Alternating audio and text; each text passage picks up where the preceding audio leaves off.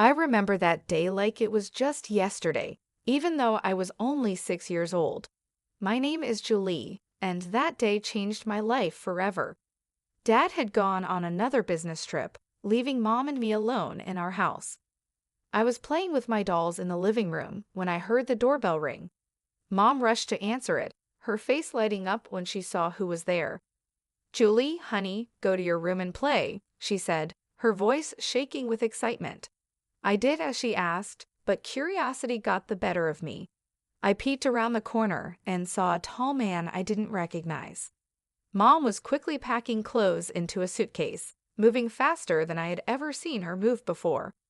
Mom zipped up her suitcase and headed for the door.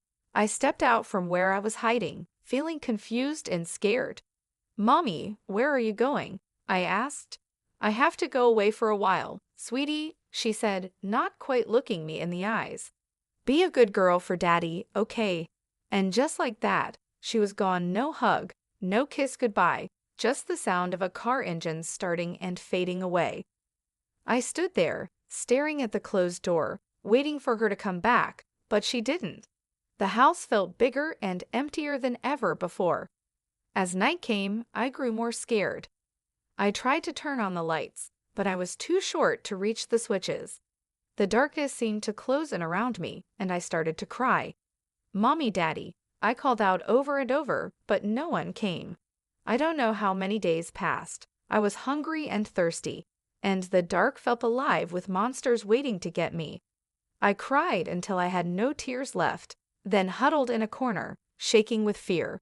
Finally, I heard voices outside. Our neighbor, Mrs. Jeremy, was talking to someone. "I've been hearing a child crying for days," she said. "I'm worried something might have happened." The door burst open, and suddenly the house was full of people, policemen, neighbors, and finally my dad. "Jen," he cried, scooping me up in his arms. "Oh God, Julie, I'm so sorry." I held on to him tightly, crying with relief. Over his shoulder, I saw a policeman holding a piece of paper. "Mr. James," the policeman said seriously, "I think you should read this." Dad gently set me down and took the note. As he read it, his face fell. He suddenly looked much older, like years had passed in just a few moments. "She's gone," he whispered. "Amy's gone. She left us." The next few weeks were a blur. Dad took time off work to stay with me. We had lots of visitors, relatives, friends, and a nice lady who Dad said was a child psychologist. "Jen has been through a traumatic experience," the psychologist explained to Dad. "It's normal for her to have some fears and anxieties after what happened." And boy, did I have fears. I couldn't sleep without a light on. The dark terrified me. I panicked whenever Dad had to leave, scared that he wouldn't come back either. The fear never really went away. It became part of who I was, just like my brown hair or green eyes. I became Julie James, the girl whose mother left her, the girl afraid of the dark, the girl always worried about being abandoned. As days turned into weeks and weeks into months, life started to feel normal again, but a new kind of normal. Dad and I became a team of two, figuring out how to live in this new world without Mom. He learned to braid my hair. He wasn't very good at first, but he got better with practice. And I learned how to make his coffee just the way he liked it. Then everything changed when Dad met Lauren. I was 8 years old when he introduced me to her. Lauren had kind eyes and a warm smile that made me feel comfortable right away. Over the next few weeks, Lauren became a regular part of our lives. She didn't try to replace my mom, which I appreciated more than I could say. Instead, she found her own place in our little family. One day, I overheard Dad talking to her on the phone. "I think it's time, Lauren. Will you move in with us?" Lauren moved in a week later. She didn't try to be my mom, but she became something just as important, a friend. She helped me with my homework, braided my hair much better than Dad ever could, and always made sure there was a nightlight in my room. As the years passed, other things changed too. Dad's company became successful, and suddenly we were moving to a big new house in a fancy neighborhood. I got my own room with a walk-in closet and a view of the backyard pool. But some things didn't change. I still slept with a nightlight. I still worried every time Dad went on a business trip, and sometimes late at night, I'd see him looking at old photos of Mom. My 11th birthday started like any other day. I woke up to the smell of pancakes, Lauren's special birthday treat for me. Dad was home from work, and we were planning a small party later. Everything seemed perfect. Then the doorbell rang. As I walked into the living room, I froze. Standing there, looking older but unmistakable, was my mother. Next to her was a little girl, about 6 years old, holding a teddy bear and looking around with wide eyes. "Amy," Dad said, his voice tight. "What are you doing here?" Mom took a deep breath. "Larry, I am so sorry for everything. I know I have no right to be here, but," she gestured to the little girl. "This is Maria. She's your daughter." The room went silent. I felt like I couldn't breathe. Dad's face showed a mix of emotions: shock, anger, disbelief, and then something else. "My daughter?" he repeated. Mom nodded. "I was pregnant when I left. I didn't know then. I swear, Larry, I've made so many mistakes. I'm not asking you to forgive me, but Maria, she deserves to know her father." I watched as Dad knelt down to the little girl's level. "Hi, Maria," he said softly. "I'm your dad." Maria looked up at him shyly. "Hi," she whispered. As Dad talked to Maria, I noticed Lauren standing in the doorway, her face pale. She turned and walked away quickly. I wanted to follow her, but I felt stuck, unable to move. The next few hours were a blur: lots of adult conversations I wasn't supposed to hear, raised voices, and tears. I hid in my room, hugging my knees to my chest, trying to make sense of it all. Later that evening, Dad came to talk to me. "Julie," he said, sitting on the edge of my bed, "I know this is a lot to take in. Your mom, she's made some big mistakes. But Maria, she's innocent in all this. She's your sister. I've decided to give your mom another chance, for Maria's sake." The next day, I watched from my window as Lauren packed her car. She looked up and saw me watching, with tears in her eyes. She waved goodbye. I waved back, feeling like a part of me was leaving with her. Mom and Maria moved in that same day. Maria took the guest room, and Mom took her old place in Dad's room. It felt wrong, like she was erasing the last 6 years as if they never happened. The years that followed were complicated. Mom was back, but it wasn't the happy family reunion I had hoped for. When I was younger, I might have dreamed about having a close relationship with my mom, but it never really happened. She adored Maria, giving her all the attention and love, but with me, there was always a distance, a feeling of awkwardness that never went away. Maria was just a kid. She didn't ask to be part of this complicated situation.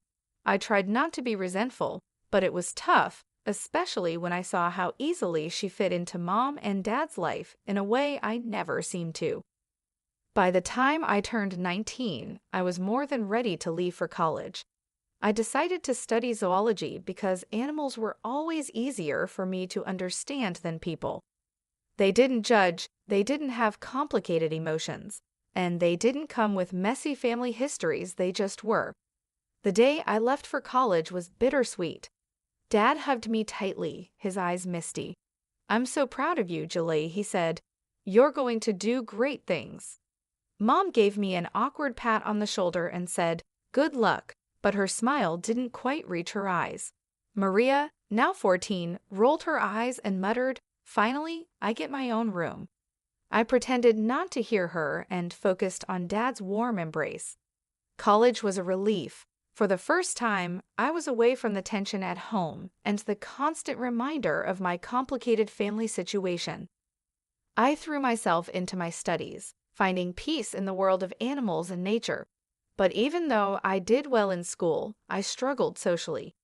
Years of feeling like an outsider in my own family had left a mark. I was quiet, reserved, and always afraid of getting too close to people. What if they left, like Mom had? What if they replaced me, like Maria seemed to have done?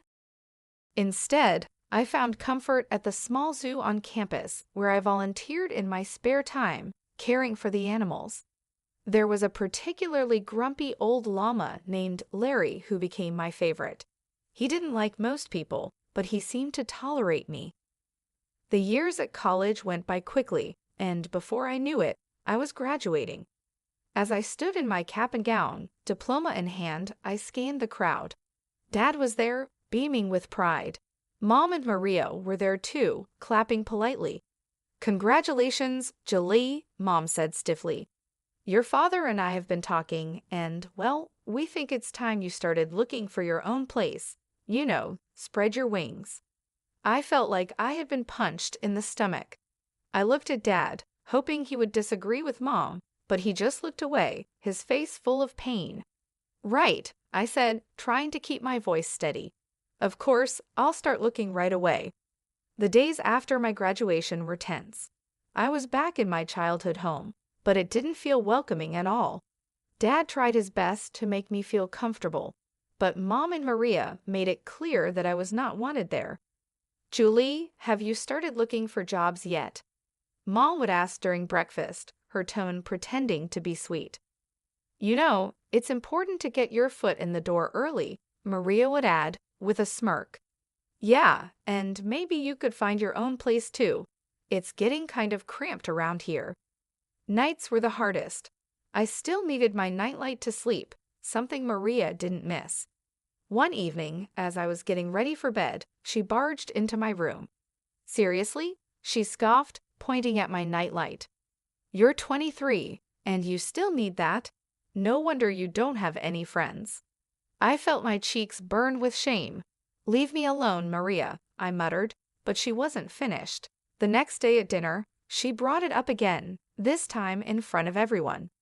"Hey, Mom, Dad," she said, her voice dripping with fake concern. "Don't you think Julie should see a therapist or something? I mean, she's an adult who's afraid of the dark and can't make friends.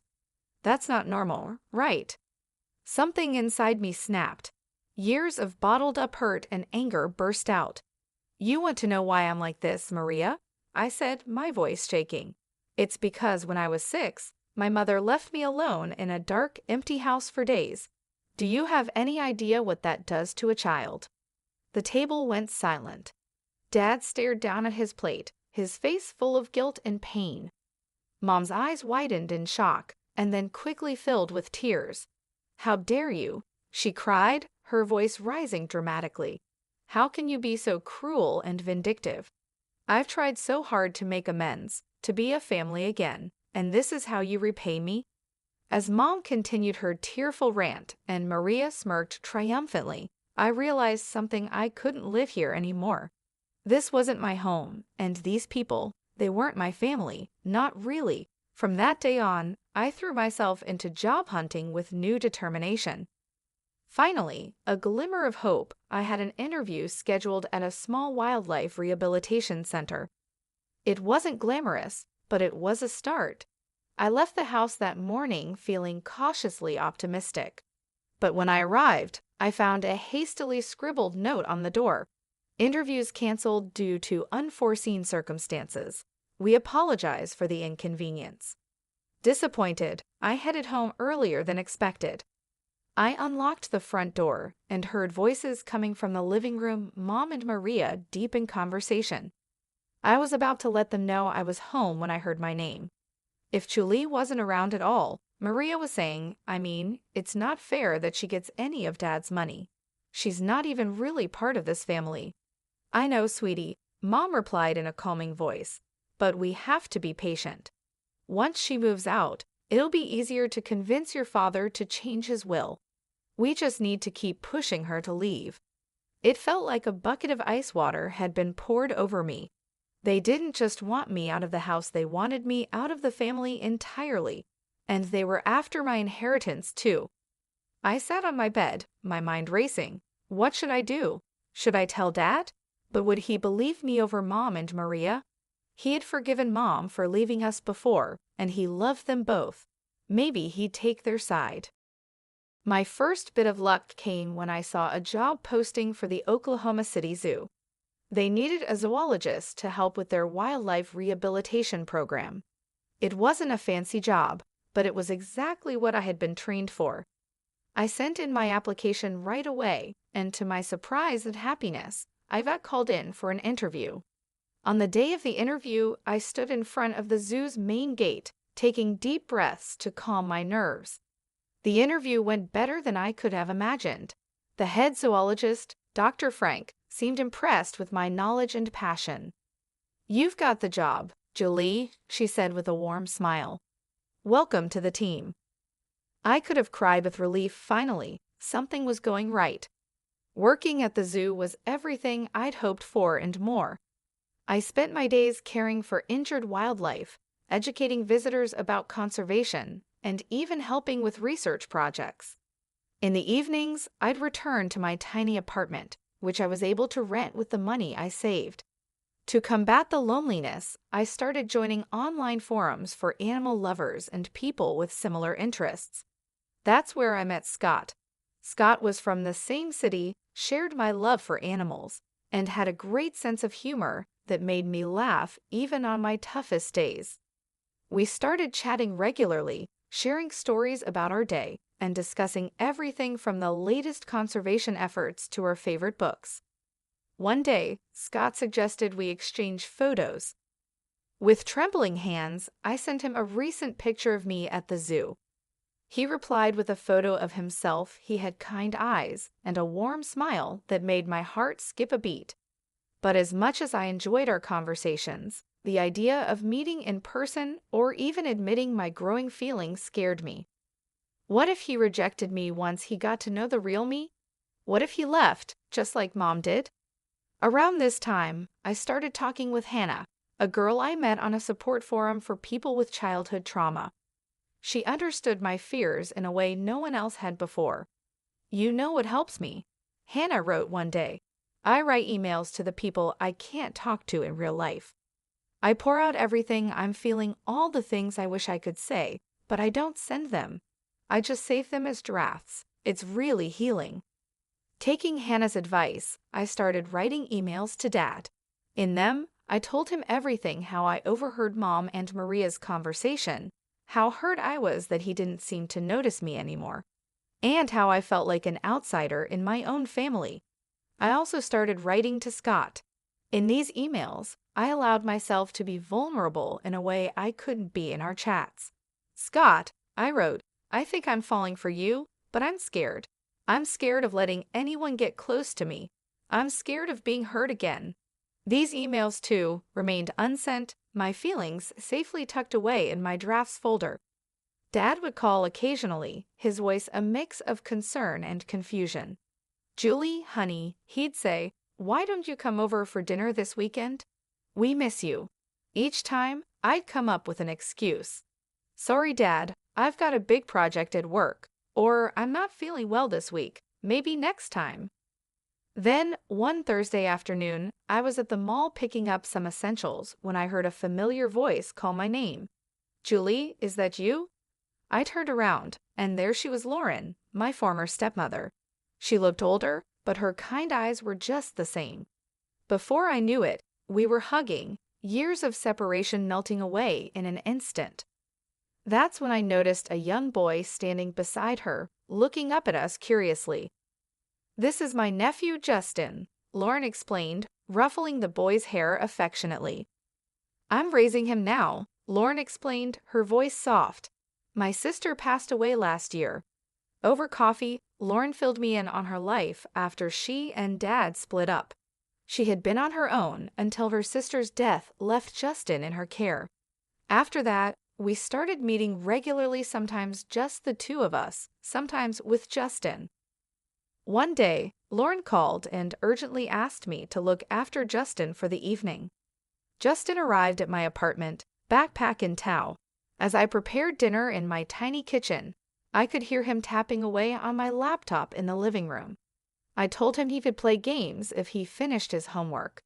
When I came out of the kitchen with 2 plates of spaghetti, I found Justin looking guilty, his face pale. "Julie," he said, his voice trembling, "I did something bad. I was curious, and I saw these emails in your drafts folder, and I sent them. All of them. I'm so sorry." The world seemed to spin around me. Those emails, my private thoughts, my deepest feelings had been sent out into the world. To Dad, to Scott, I felt like I couldn't breathe. That night, after Justin left, I lay in bed, my mind racing. What would Dad think? And Scott, oh God, Scott. My phone pinged with a message notification. It was from Scott, but I couldn't bring myself to read it. What if he was disgusted by my feelings? What if he never wanted to speak to me again? I barely slept that night, tossing and turning, imagining all the worst-case scenarios. A few days later, my phone rang. It was Dad. "Julie," he said, his voice serious. "We need to talk. Can you meet me at the cafe near your old high school?" My heart pounded as I sat across from Dad in the small cafe. He looked tired, his face showing lines I hadn't noticed before. "I got your emails," he said quietly. "Julie, I had no idea you were feeling this way about your mother, about Maria, about everything." I couldn't meet his eyes, feeling a mix of shame and fear inside me. "Julie, look at me," Dad said, his voice gentle but firm. I looked up, surprised to see tears in his eyes. "I love you more than anything in this world. I'm so sorry I made you feel like you weren't important to me. That was never, ever my intention." We talked for hours, really talked, in a way we hadn't in years. We talked about Mom's return, about Maria, and about how I had felt pushed aside and forgotten. Dad listened, really listened, occasionally wiping away a tear. Finally, he stood up. "I need some time to process all this," he said, "but Julie, we're going to figure this out, you and me." As I watched him walk away, I felt a mix of relief and nervousness. What was going to happen now? But I didn't have much time to think about it because my phone rang again. It was Scott. "Julie," he said, his voice warm but a little nervous, "I got your email, and I feel the same way. I've been too scared to say it, but I really like you. Would you like to meet for coffee?" My heart soared. "Yes," I said, surprised by how steady my voice was. "I'd love to." The next day, I met Scott at a small coffee shop. He was even more handsome in person, with a kind smile that put me at ease right away. We talked for hours about our fears, dreams, and pasts. For the first time in years, I felt truly seen and understood. As the autumn leaves began to fall, my phone rang one crisp morning. It was Dad. "Julie," he said, his voice warm, but with something serious underneath, "I'd like you to come to Thanksgiving dinner. It's important to me that you're there." Something in his tone made me agree. Thanksgiving Day arrived, and I stood on the doorstep of my childhood home, my heart pounding. Scott had offered to come with me for support, but I felt this was something I needed to face on my own. Mom opened the door, her smile not quite reaching her eyes. "Julie, how nice of you to join us." Maria, lounging on the couch, barely looked up from her phone. "Oh, you came." Dad emerged from the kitchen and hugged me warmly. "I'm glad you're here, sweetheart," he whispered. As we sat down to dinner, the tension was thick. Mom and Maria exchanged glances, their smiles forced and fake, but Dad seemed unusually calm. Just as Mom started to serve the Oklahoma, Dad cleared his throat. "Before we begin, there's something we need to discuss." He reached down beside his chair and pulled out a thick manila folder. Dad began laying out documents on the table. "Amy, Maria," he said, "I've known for a while that something wasn't right, so I did some investigating." He held up a bank statement. "First, I discovered regular withdrawals from our accounts, that I didn't make quite substantial amounts, in fact." Mom's face turned pale, and Maria suddenly found her plate very interesting. Dad continued, pulling out another document. "I also hired a private investigator, Amy. He provided photographic evidence of your meetings with a certain gentleman at the Oklahoma City Hotel." Mom gasped, her hand flying to her mouth. "Larry, I could explain," but Dad wasn't finished. He pulled out one final document, his hand shaking slightly. "I had a DNA test done," Dad said quietly. "Maria isn't my biological daughter." The room went silent. Maria's phone slipped from her hands and clattered to the floor. Mom looked like she might faint. I've already spoken to my lawyer, Dad continued, his voice steady even though his eyes showed emotion. Amy, I'm filing for divorce, and I'm afraid I'll have to ask both you and Maria to leave this house. Mom found her voice, anger replacing her shock. You can't do this. I'll take you for everything you've got. Dad's expression hardened. Actually, Amy, you won't. If you try to claim any property, I'll countersue and demand repayment of all the money you've taken, plus what I've spent raising Maria. My lawyer assures me I have a very strong case. Tears streamed down Mom's face as she realized the seriousness of the situation. Maria sat in stunned silence, her world falling apart around her.